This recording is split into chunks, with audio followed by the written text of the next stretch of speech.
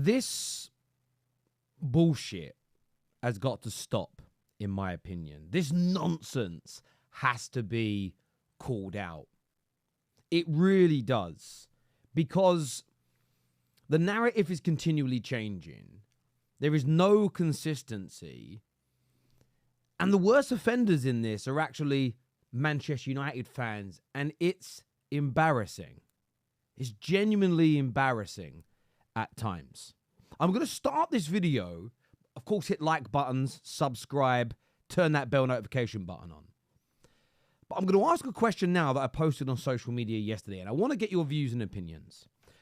When fans and pundits, ex-pros, even when Sir Jim himself in an interview a couple of months back said it would take 3 to 4 years to fix almost 2 decades of malpractice, 11 years of horrendous running of the football club, and take multiple transfers to fix the squad. What did people think that actually meant? Genuine question. What did people think it actually meant?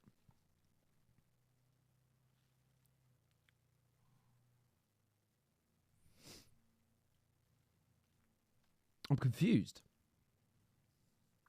I see Man United fans moaning that the squad isn't fixed yet. I see media outlets, I see pundits talking about, well, what's actually been improved? How comes we haven't seen Man United rise up the table yet? We're 2 games in. We won the first and with a better team. And we lost. Poor defending, yes, you criticise it, but we lost in the last minute of a game away at a ground that we haven't won at very often, or a team we haven't beaten very often in the last couple of years. Baby being thrown out with the bathwater is an expression that I would use. I also see lots of interesting tweets and responses that all this 3 to 4 year BS is cap, considering we've seen countless other teams do it in less time and none of them have spent 600 million. I mean, first of all, Ineos and Co have not spent 600 million pounds. What are we closing in on, 150? So again, absolute nonsense. I don't know where these numbers and figures are coming from. And I'm going to ask this question now. I did a video yesterday where I was maybe a little calmer on social media. Today, I've got a bee in my bonnet. It's how I feel right now. Show me the examples. And to everybody saying it's not a rebuild, you've had fouled. I know I've had fouled rebuilds before. That's not an answer to this one. Ineos, Ashworth, Barada and Co, they have not been in charge of any rebuild at Manchester United thus far. So I'm not using the previous management's failures to judge these individuals with. That's strange. It's like you getting a bad grade or bonus at work or being criticised in your job because the person who did it previously did a bad job. That's weird, right? That would be strange. But show me the examples. Show me the examples of a club that have had poor owners for the best part of 2 decades and for at least the last 10 to 11 years have been systematically run into the ground, haven't challenged for a league title, haven't been competitive in the Champions League, have burnt through managers, have wasted billions of pounds on players. And when people use that you spent 600 million, a million, a billion, 2 billion, and you still want another rebuild, yes, because as you pointed out, we wasted it as a club. Show me the examples of teams that have been through that, got new owners or people running the club, and within 1, 2, let's throw the Community Shield in there to be fair, 3 competitive games, they were fixed. And they were back to title contending level and had the ability to sustain that. I'm going to pause again and give you time to give me the examples. Now, I've said examples, plural. Show me the examples. I've seen people say, Chelsea did it. They finished like 10th and then they won the league the following year. They were also champions 2 years prior to that. Again, a decade or so. It could be 8 years, it could be 12 years of absolute craziness. And then bang, back to title winning level, or maybe even winning a title and then sustaining it. Because the sustaining element is key. There's always an anomaly. But I'm talking about sustained long-term improvement. Show me the examples of a club, Man United size, similar size and stature, in a highly competitive league that have been run this poorly for so long, who haven't challenged, that within 3 competitive games of a rebuild are expected to be back at title level contention. Title level consistency. Show me the examples, please. The point is you can't, in my humble opinion. That you just can't do it because it doesn't work like that. And rivals are going to say what rivals are going to do what rivals do. They're going to look to pour cold water on Man United at every single step of the way. And I understand that to a certain degree. There's this comment here that says Arsenal under Arteta started to title challenge 3 years in. On his 3rd year, we challenged, so it's only right to expect Ten Hag to have a reasonable amount of improvements in the league. The thing with what Tobes has said here, he's taking out one vital piece of information. Arsenal's rebuild, and this has been confirmed by multiple Gooners, outlets, journalists. Arsenal's rebuild begun almost simultaneously to Arteta being employed. New backroom staff, new football decision makers, a new plan of action to strip out everything that was broken and start again building. Ten Hag, Man United, Ineos is a different scenario.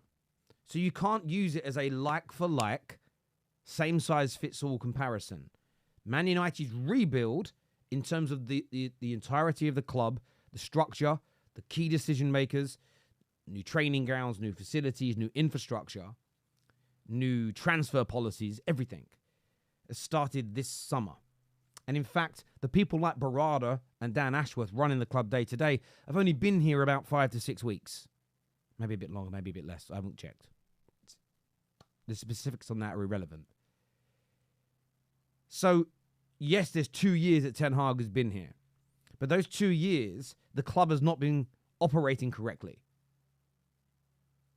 It's like adding an additional year in to Arteta's reign because, well, let's count it from the rebuild after Wenger. We could all play that game and move the goalposts, but we need to be fair. Man United's rebuild, no club needs a rebuild if the structure is great, the culture is great, the infrastructure, the facilities are brilliant, the scouting team and the transfer policies are amazing, the squad's in a good condition, but they're changing managers for whatever reason. That isn't a rebuild. It's just transition. And there's transition every summer, because every summer you sign players and players leave. But the point I'm making here is that Man United's circumstance is very different. Just because the manager stayed doesn't change the fact that it's a rebuild. If Ten Hag had left and Alonso came in, it would be the same circumstance and situation. 3 games into a club rebuild. Man United fans, in my opinion, have got to wise up and start to, first of all, understand this. That it was never going to be fixed over the course of the summer. Yes, there are areas that you should still criticise. Yes, there are areas that we need to put pressure on the club to fix and to solve. That I concur with 110%. So I'm not sitting here and being one of those toxic positivity fans who thinks it's wrong at any moment to call out problems. But it's about, and I love this saying because I think it holds so much truth, is stop throwing baby out with the bathwater. Stop writing off everything we're doing because we're going to hit some bumps in the road. Ineos are going to make mistakes. Man United are going to make mistakes in this rebuild. The best run clubs in the world. Sign wrong players, hire the wrong manager, make mistakes. But we can't keep having knee-jerk overreactions to this rebuild that is going to take 3 to 4 years to get us to a point where we can be consistent. And I will keep the same energy. If we win our next 10 games on the bounce and look good, I will then also not say we're fixed, because there'll be some peaks and there'll be some troughs in this process. There really will be. And I think we have to be really fair and really honest with ourselves in these situations and scenarios. I really, really do. You know, we saw Newcastle start off like a freight train when their takeover happened. Last season, there was a dip. You look at this campaign, they're starting on 4 points, which is pretty decent. You've got Crystal Palace, and yes, they've lost some players, and I understand that. But everybody was talking about, wow, look at their manager's done. That's how quick a rebuild should happen. They're a top team. They've started this season with no wins. But again, you'll throw context and defend them when I say that. But you're right. Context always matters. So using Ten Hag's previous spend, when there's been no structure, no culture, no football decision makers guiding the way, it cannot be thrown at this rebuild that's now being put together by Ineos and co. It's not right, and it isn't accurate. There should be pressure on Ten Hag to start to improve us. Absolutely. Ineos will be judged on whether it was right or wrong in the medium to long term to continue with Ten Hag. But as I said before, I find it embarrassing. Not that rival fans do it. I understand why they want to do it, because they don't ever want to see another club given leeway or given support or praised. But Man United fans, wise up a little bit here. And I ask you that question again. What did you think it meant by taking 3 to 4 years to fix Manchester United? What did you believe that meant? Everybody kind of agrees with it when they say it out loud. But when you actually start to break it down, why are we going crazy after a couple of games? It's like when people say, I want a better style of play. What does that mean? They just keep answering it in the same vague, shallow way. Well, I just want the football to look better. Yeah, but what do you mean by that? What are you not seeing? What do you want to see more of? So many people fail to articulate it in a way that's easy to understand. And I think that, I don't know who said this, but if you can't explain something in a basic, simplistic way, you don't understand it. And if you don't understand it, maybe you shouldn't be talking about it. Listen, everyone, hit the like and the share button. Make sure you're subscribing, and we'll see you all again soon. Peace.